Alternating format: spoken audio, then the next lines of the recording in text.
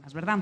Bueno, vamos a hablar del miedo. Vamos a comenzar con el miedo y vamos a hacerlo con un pequeño cuento. Es un cuento cherokee. Es un abuelo cherokee que está en estas noches estrelladas que nos podemos imaginar de las praderas americanas y les dice a sus nietos, mirad, dentro de mí hay dos lobos que se están peleando. Dice, un lobo representa el miedo. Tú no puedes, no lo vas a conseguir, ni lo intentes. Ese es uno de los lobos. Dice, y el otro lobo representa el tú puedes, atrévete, reinvéntate, ¿por qué no? En el fondo es el lobo de quererte, de la autoestima. Dice, los dos están peleando. Y les dice a los nietos, ¿cuál creéis que va a ganar? Y dice, ¿cuál, abuelo? Dice, aquel al que yo decida alimentar.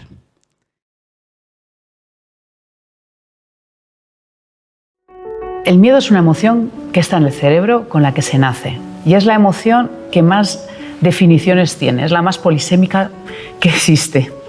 Porque el miedo es desde el respeto, los que somos buceadores y uy, esto está muy oscuro, ese pellizco aquí, eso, el respeto es miedo, el pánico es miedo, el estrés es miedo, el no me sabe la palabra, eso es miedo también. ¿Por qué tenemos miedo? Por supervivencia. ¿Y cuál es el principal miedo que tenemos? Bueno, el principal miedo es a la muerte, al sufrimiento, ese es fácil de ver. Y hay dos miedos importantísimos. Un miedo a que no nos quieran y a no querernos, y un miedo a no poder desarrollar todo el potencial que tenemos dentro. Esos dos miedos son los dos miedos que luego se derivan en muchos otros. Miedo al error, miedo al rechazo, a qué van a decir de mí, miedo a perder mi estatus, mi poder, miedo al cambio. Y hay expresiones que son saludables. El miedo al error o el miedo al fracaso es saludable en la medida en que tú te formas, aprendes, te pones a estudiar. Eso es muy bien, pero no quieres equivocarte, no quieres no suspender un examen, eso es bueno. El problema es cuando llegas al examen y tienes tantos nervios que no eres capaz ni de coger el bolígrafo. Eso es cuando el miedo se convierte en miedo tóxico.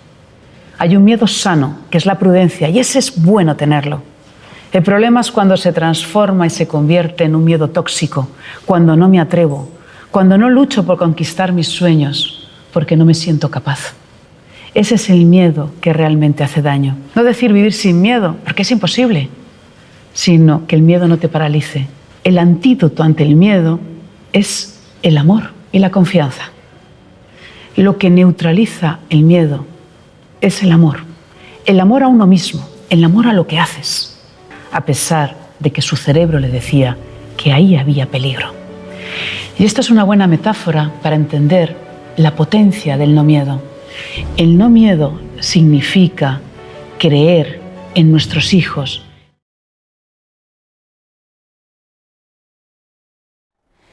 Decíamos de alguna manera que el miedo es innato. Nosotros nacemos con miedo.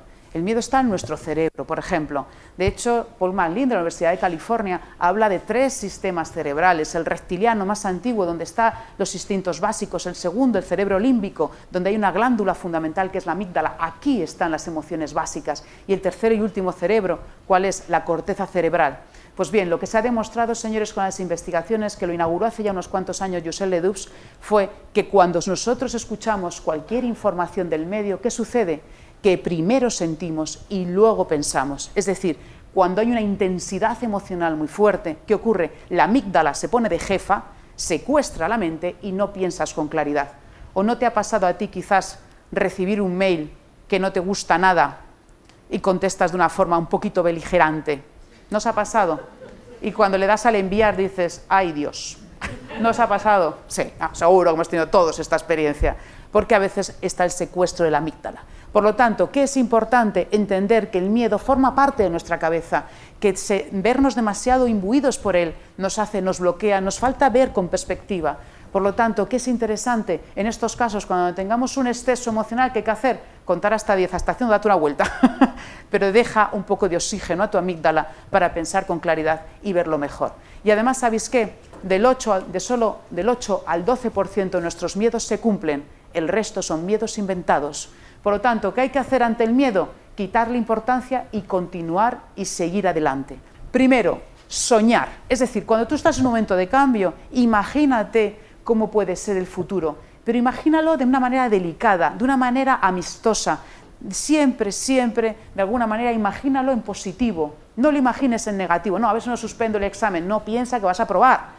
Porque el cerebro, y esto lo dice Antonio Damasio, Premio Príncipe de Asturias, hace unos años, dice, el cerebro lo procesa procesa las imágenes, las palabras. La palabra no, es mucho más delicada, es mucho más frágil. Por lo tanto, piensa en positivo. Y si tú decides tener fuerza, ¿qué tienes que hacer? De alguna manera, empezar a alimentar las palabras y los pensamientos que te dan energía y retirar los victimismos. Porque cuando uno decide, escoge. Y escoger, ¿sabéis qué significa? Renunciar. Si tú decides desarrollar una actitud positiva ante el cambio, has de renunciar a otra cosa y no pasa nada. ¿De acuerdo? Primero, soñar y decidir.